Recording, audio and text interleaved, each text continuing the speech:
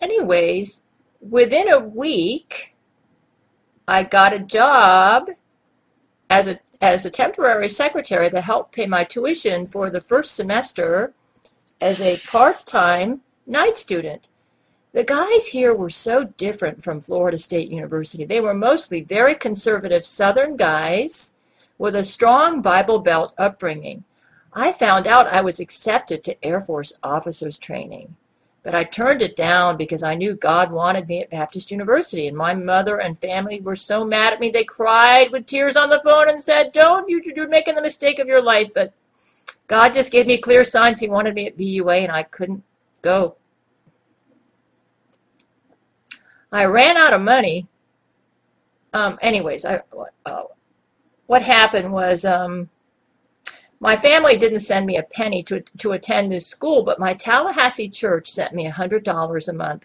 And my first month there, every chapel message I heard seemed to tell me that I needed to be there. It was not like they could. It was like I'd read something in the Bible, and then what I read in the Bible that morning would be in chapel that morning. So God wanted me there. Though I often wondered why, looking back at my life. It's starting to make sense now. But my family didn't send me a penny to attend this school, and I just worked my way through and then got money from that church. And that Tallahassee church did send me $100 a month, which made it possible for me to go there. Maybe because I was so smart and already had a bachelor's degree from a heathen state university and had the reputation as the girl who turned down a chance to be a military officer, none of those conservative Southern guys asked me out for a date. And I ran out of money and had to drop out for a couple years to earn more money for school, and then went back in 1981. And that's when Larry the Cable Guy was there. I didn't know him too well, but remember him as one of the younger students who seemed rather green and immature. Perhaps I sat in front of him while we both gobbled down our lunch in the school cafeteria, where all the dorm students attended, but if so, we never talked to each other. We had a great cook there who looked like Aunt Jemima and cooked like her too. I still remember the great grits with scrambled eggs and biscuits or sausage for breakfast, served on plates, and I usually went back for seconds. The guys looked at me in amazement and said, "And you're not fat?" Maybe that's why they never asked me out, because I ate like a pig, and they envisioned me as the fat mama for a future wife. Oh, that Aunt Jemima could cook fried okra with biscuits for lunch, fried chicken, green beans, and mashed potatoes for dinner, all made from scratch. None of this instant stuff. The school was on a tight budget. But the future Larry the Cable Guy didn't go to Forest Hills Baptist Church like I did from 1981 to 1983, but some other church. And I mostly hung out with the Forest Hills Baptist Church students for lunch or dinner at the cafeteria, where we all ate at long tables just like a high school cafeteria. Our school's cafeteria served breakfast, lunch, and dinner every day of the week except Saturday. You only had 2 meals that day. I often skipped breakfast to sleep in, but recall the long lines for lunch where all of us dorm kids waited in line for lunch and gabbed with our fellow students in line. I think I caught glimpses of Dan Whitney then, but he was off in his own world and I was off in mine with the group I hung out with that was more spiritual than the group he hung out with.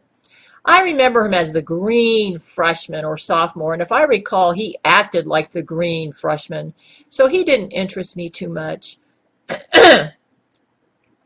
I wanted somebody seriously spiritual. I was around 24 when he was a student there, far too old for this guy fresh out of high school, and who acted like he was fresh out of high school. Though I do recall he put on excellent performances in our school's comedy skits. I liked the guys who were spiritual leaders in the school because I wanted a King David, but they didn't seem to like me. I think I was too smart and threatening for them. A lot of these guys were training to be preachers or missionaries, and they wanted a prim and proper Southern gal for a wife. That wasn't me, though I tried to put on a performance as the prim and proper Southern gal, but apparently it wasn't convincing. However, though I was from Miami, I hung around these kids so much and lived with them in the dorm that their Southern accent rubbed off on me. Not that I was rebellious. I agreed with this school's moral codes because I was fresh out of State University and still disgusted by the loose morals I experienced there. But I couldn't hide my intellect and was always on the honor roll and had the reputation as the brain girl with the heathen state university bachelor's degree around on campus. That didn't make for good preacher wife material. Perhaps I would not be a submissive wife. So I scratched my head in puzzlement over why God led me to this school, when as my senior year rolled around at BUA, I had no guy and only dated about once or twice my whole time at this school. Though Stuart Pullman, who I dated at my home church in Homestead, Florida, tugged at my heart. Some creepy-looking guys asked me out that the girls joked about as the guys who would ask any girl out because they were desperate, but I didn't want them. I'm sure the future Larry the Cable Guy knew who I was because we only had about 300 students. Half of them lived off campus, and he was an on-campus student like me. So the dorm kids really got to know each other, and the whole college was like a big family. I never really thought about Larry the Cable Guy too much. He didn't seem real spiritual, and I was off in dreams of going to the mission field. But in our churches, a missionary girl needed a husband, because it was a grave sin for a woman to be a preacher on the mission field. Excuse my bronchitis. I had no guy or no husband lined up, so this put me in a predicament over how to be a missionary, and I wasn't going to marry a guy just to get to the mission field. I had to love him. I never had to worry about getting a chaperone for my dates because I hardly ever dated. The spiritual guys in the school didn't want me, but if I had dated Larry the Cable Guy, we would have needed a chaperone or to go on a double date. Single dating was not allowed at this school. Hollywood was a sin. Movie theater attendance probably would have got us kicked out. Rock music, dancing, no way, man. Obviously, no cussing, no dirty jokes. If we missed a church service and we weren't sick, we'd get kicked out of school.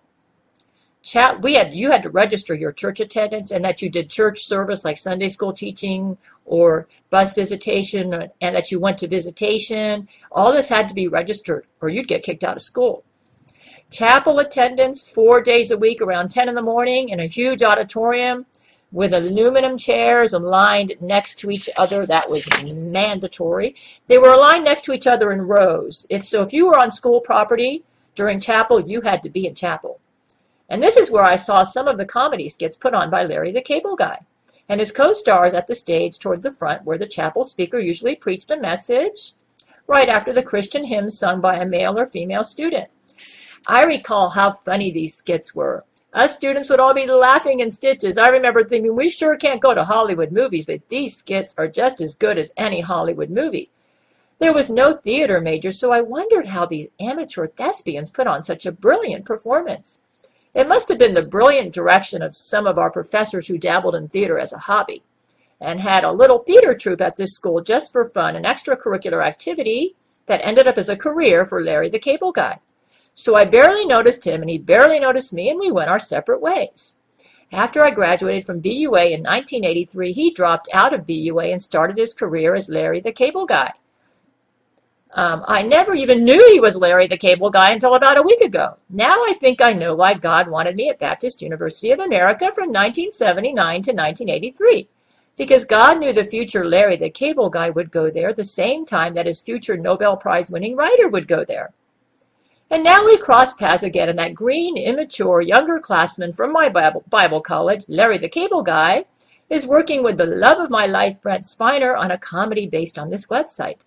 The future Academy Award-winning writer-producer, myself, who can't get a dime of her writing money, and the multimillionaire comedian both went to an unknown, small Baptist university no longer in existence, with an unusual pioneer spirit that lives on in both of us. Though we've both evolved away from the doctrines we learned there, this school's pioneer spirit and vision lives on in some pioneers who attended there around 1981 to 1983. That pioneer preacher from Texas, Rayburn Blair, whose church sent me $100 a month to attend this pioneer school, perhaps feels that his pioneer Texas Baptist University of America spirit lives on in Texan Brent Spiner, Larry the Cable Guy, and myself, the Nobel Prize winning missions major, who couldn't get a date with a spiritual guy who didn't have warts.